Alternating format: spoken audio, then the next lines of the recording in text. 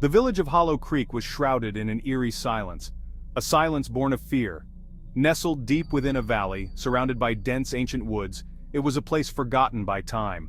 The air was heavy with the scent of pine and damp earth, a constant reminder of the encroaching forest that seemed to press in from all sides. But it was the silence that truly unsettled the heart. It spoke of secrets buried deep, of whispers on the wind that carried tales of tragedy and despair. For generations, the villagers of Hollow Creek had lived under the shadow of a nameless dread. People had vanished without a trace, their fates unknown. Whispers of a curse spread like wildfire, each disappearance fueling the flames of fear. The forest, they said, was hungry. It claimed those who dared to venture too far, swallowing them whole into its impenetrable depths. The stories were passed down through generations, whispered around crackling fires on long winter nights. Tales of shadowy figures glimpsed through the trees, of disembodied voices calling out from the darkness. Each telling added a new layer of fear, a chilling reminder of the darkness that lurked just beyond the safety of the village walls. Most dismissed these whispers as mere superstition, the ramblings of a community steeped in folklore and fear. But in the depths of the night, when the wind howled through the trees and shadows danced in the moonlight, even the most skeptical minds couldn't help but wonder if there wasn't some truth to the legends. For in Hollow Creek, fear was as much a part of the landscape as the trees and the mist that clung to the ground.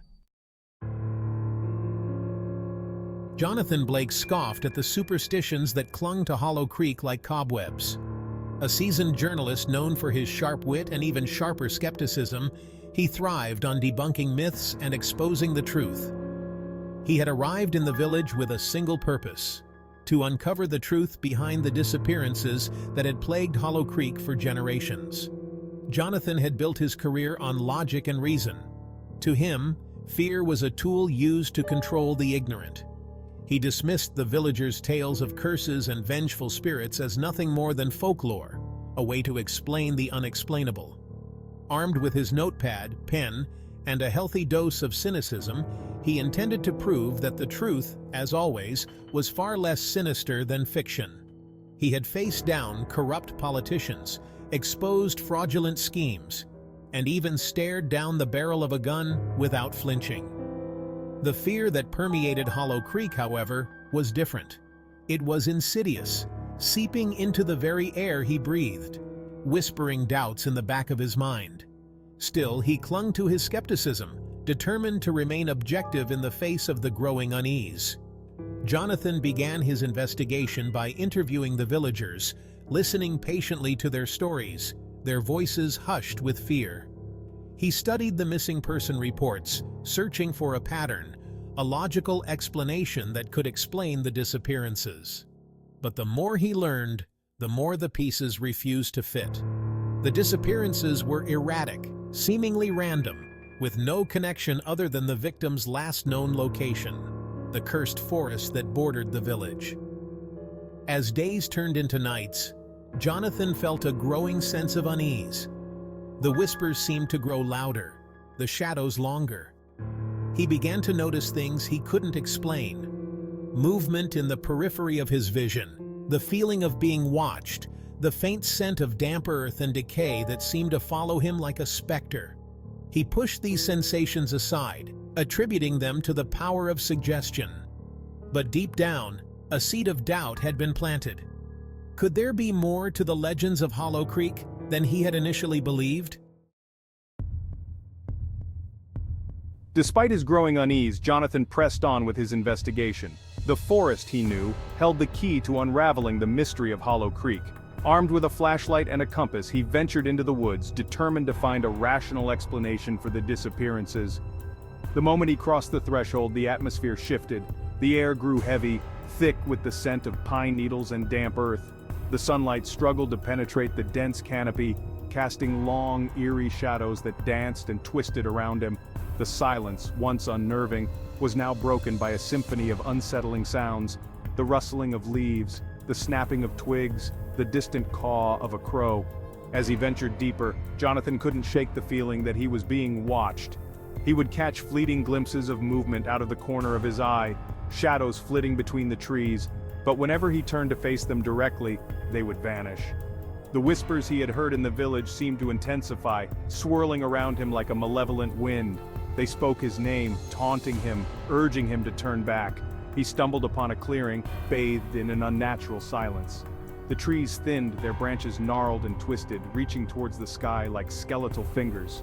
In the center of the clearing stood an ancient oak, its trunk massive and scarred, its branches bare and lifeless. A sense of dread washed over Jonathan as if he had stumbled upon a sacred, forbidden place.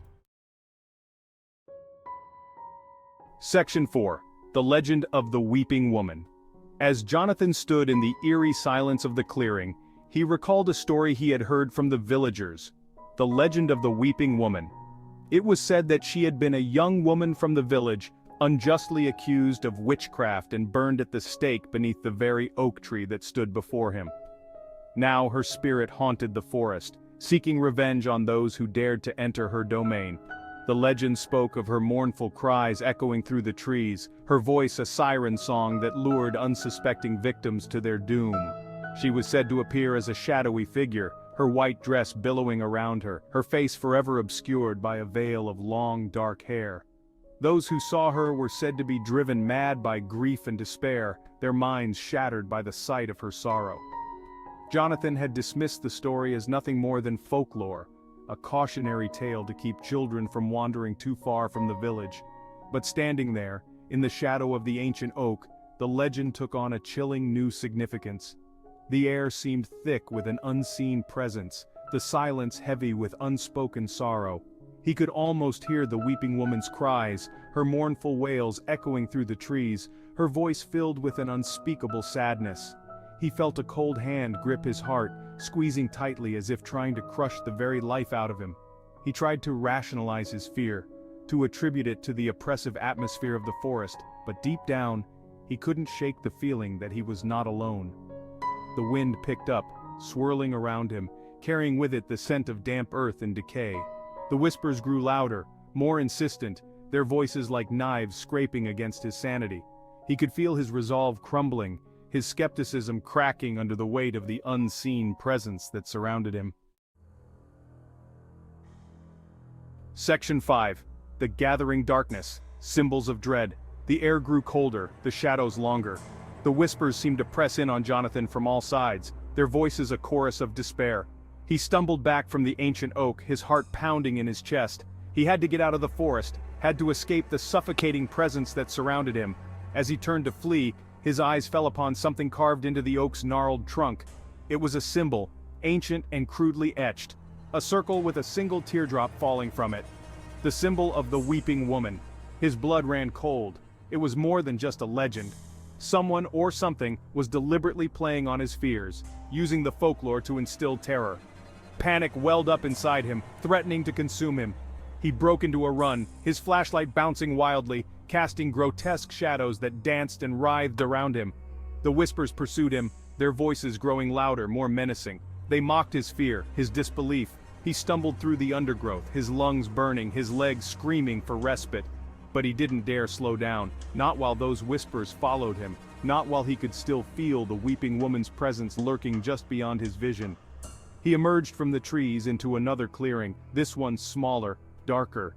The air here was thick with the stench of decay, the ground littered with the bones of small animals. And then he saw them. More symbols carved into the trunks of the surrounding trees. The same circle with a teardrop, repeated over and over again, forming a ring around the clearing. He was trapped. Section 6. A desperate search, lost in the woods. Panic threatened to overwhelm Jonathan as he found himself surrounded by the symbols of the Weeping Woman.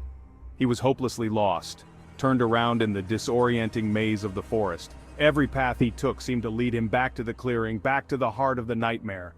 The whispers were a constant torment, echoing all around him.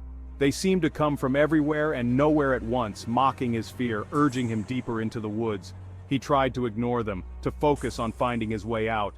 But their insidious voices wormed their way into his mind, planting seeds of doubt and despair. He stumbled through the undergrowth, his clothes torn, his body weary. The forest seemed to press in on him, the trees closing ranks, their branches reaching out like grasping claws. The air was thick with the scent of damp earth and decay, the silence broken only by the sound of his own ragged breathing and the relentless whispers that followed his every move. He called out for help, his voice hoarse and desperate, but the only response was the mocking echo of his own fear. The forest had swallowed him whole, just as it had swallowed countless others before him. Hope, once a flickering ember, threatened to die completely. As darkness descended, casting long, eerie shadows across the forest floor, Jonathan stumbled upon a dilapidated cabin, half hidden amongst the trees. It looked ancient, its wooden walls rotting and overgrown with vines. A single window, boarded up with planks of wood, offered a glimpse into the darkness within.